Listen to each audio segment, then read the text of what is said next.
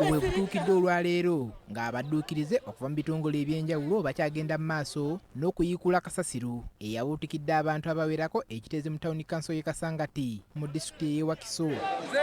Bwe tutuukidde mu kifo kino enkya ya leero tusanze ebyokwerinda byongedde okunywezebwa era ng'abantu ba bulijjo babadde tebakkirizibwa mu kifo kino okuggyako abooluganda lw'abantu abasuubirwa okubuutikirwa Kasasiro.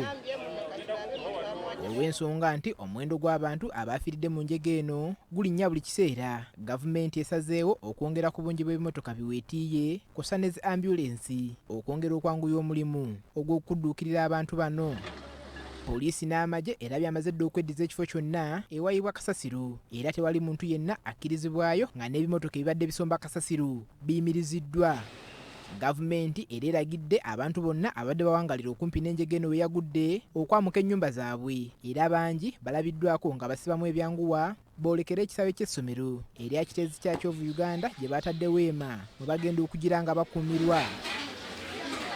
Wabula abamu ku batuuze bakukkulumidde ekya gavumenti okubalagira okwamuka amaka gaabwe nga tesoose kubalaga nteekateeka ya kubaliyirira. Naye amaka gali awo n'essaawa ena naffe batugeye tubbeeyo. Abaana bayandekera abaana bataano libadde essuubi lyange nti wentunuulidde n'abaana bange kati ssaawa zino simanyi kyo mazima gavumenti kyegenda tutegekera. Bajja kuvaayo basobole okudda mu tentisi wano. Gavumenti egenda kubayambako kulaba nga basengukira mu bitundu bino bye tutaddewo paka nga babafunidde long term solution. Wabaddewo n'olukiiko olw'amangu olutudde ku poliisi y'Ekiteezi olwetabiddwamu abakulembeze mu kitundu kino kussa n'abakungu mu gavumenti okubadde minisita w'ebyentambula Gen. Katumba Wamala, ssaabaduumizi wa poliisi Abafiiridde Akagaba, amyuka ssenkulu wa KCCA Engineer David Luyimbazi n'abakungu abalala okuva mu ofiisi ya Ssaabaminisita, wabula ng'olukiiko luno terukkiriziddwamu bannamawulire. Tukitegeddeko nti olukiiko luno gavumenti mwerondedde akakiiko akagenda okuvunaanyizibwa ku kibamba kino era omwogezi wa ofiisi ya Ssaabaminisita Charles Odongoto yalondeddwa okubeera omwogezi w'enteekateeka eno era aliko byatulambululidde. We are looking at now assessment of the damage that has been done, the number of families that are affected.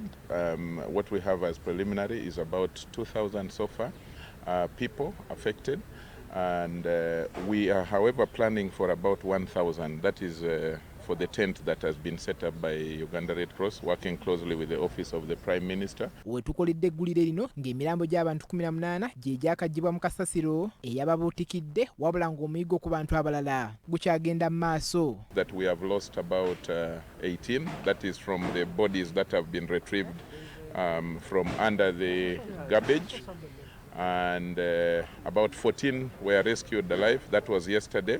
Tukitegeddeko nti gavumenti bw'emaliriza enteekateeka y'okuyiikula emirambo gy'abo abaabutikiddwa ebisasiro obwanga yakuboolekeza okutandika enteekateeka y'okubaliyirira era n'abo abafunye obuvune si baakulekebwa bbali. That assessment is going to inform a lot of the actions by government, including on whether and how the compensation will be decided. But omukulembeze w'eggwanga Gen. Yoweri Kaguta Museveni alagidde ofiisi ya kalisoliso wa gavumenti okutandika mbagirawo okunoonyereza ku bakungu baayo abeebakira ku mirimu gyabwe ne balema okutegeeza gavumenti ku mbeera eno ekiviiriddeko abantu okufiira obulamu bwabwe. Paul Bakabulindi, BBS Terefayina, Gambuuze.